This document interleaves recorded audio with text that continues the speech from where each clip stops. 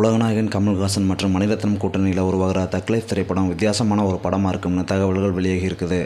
உலகநாயகன் கமல்ஹாசன் அவர்கள் இப்போது மணிரத்னம் இயக்கத்தில் உருவாகிற தக்லைஃப் படத்தில் நடிச்சிட்டு இருக்கிறாங்க. நாயகன் படத்துக்கு பிறகு 36 ஆண்டுகள் கழித்து மீண்டும் இந்த கூட்டணி கைகோர்த்திருக்கிறது ரசிகர்கள் மத்தியில் மிகப்பெரிய எதிர்பார்ப்பை ஏற்படுத்தியிருக்குது. இயக்குனர் சங்கரோட இந்தியன் 2 படத்தில் நடித்து முடிச்சிருக்க கமல்ஹாசன் அவர்கள் இப்போ இந்த படத்துக்கான ப்ரமோஷன் வேலைகளை பார்க்க ஆரம்பிச்சிட்டாங்க. அதே சமயத்தில் தக்லை படப்பிடிப்புலையும் கலந்துட்டுருக்கிறாங்க கமல்ஹாசன் அவர்கள். ஏஆர் ரஹ்மான் இசையில் உருவாகிற இந்த படத்தோட படப்பிடிப்பு நினச்சதை விட வேகமாக போகிறதுனால இந்த வருஷம் கண்டிப்பாக இந்த படம் வெளியாகும்னு எதிர்பார்க்கப்படுது. இந்த நிலையில் இந்த படத்தை பற்றின தகவல் சமீபத்தில் வெளியாகி ரசிகர்களை ஆச்சரியத்தில் ஆழ்த்தியிருக்குது. அதாவது தக்லை படம் ரத்தம் தெறிக்க தெறிக்க ஒரு ஆக்ஷன் படமாக உருவாகி வரதா சொல்லப்படுது.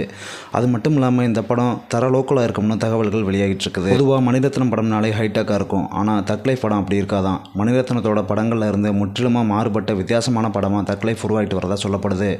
இந்நிலையில் சில வாரங்களுக்கு முன்னால் தக்லைஃப் ஷூட்டிங் ஸ்பாட்டில் இருந்து கமல்ஹாசன் மற்றும் சிம்புவோட ஃபோட்டோஸ் வெளியாச்சு. அதை பார்க்கும்போதே மணிரத்னத்தோட படத்தில் வர்ற கெட்ட போலவே இல்லைன்னு பலரும் பேசி வந்த நிலையில் இப்போ இந்த மாதிரி தகவல்கள் வர்றதை பார்த்து கண்டிப்பாக இந்த படம் ஒரு வித்தியாசமான படமாக இருக்கும்னு கோலிவுட் வட்டாரத்தில் பேசப்படுறது குறிப்பிடத்தக்கது.